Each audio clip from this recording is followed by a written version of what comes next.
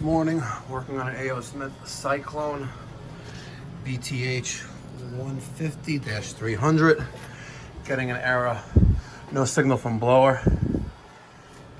So it always helps to be observant. If we look at the blower itself, we've got some corrosion on top of the blower assembly, as well as on those pins. It's already turning a little bit green. And if we look up, it's like the perfect storm. We have a very, very small water leak, the penetration of the gas piping going through the roof. Water shorted out the blower assembly, and thus no hot water for this restaurant. So let's call A.O. Smith and get some troubleshooting guidance from them. All right, we got off the phone with A.O. Smith, and let's put this over here.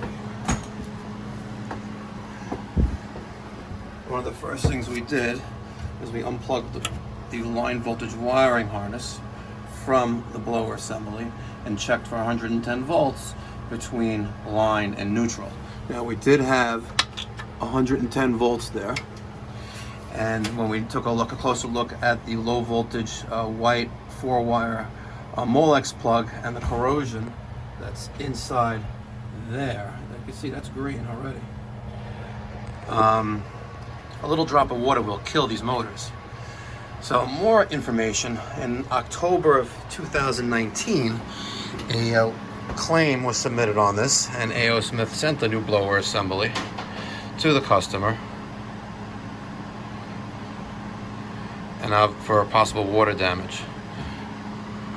And one of the things we tested to make sure it was the control was sending power is that we're going to enable heating cycle, and we're going to see the blower motor RPM command will go to 7,500.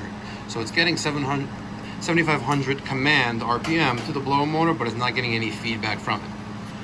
And confirmed that the blower is dead, the control board is fine, and that's where we're at.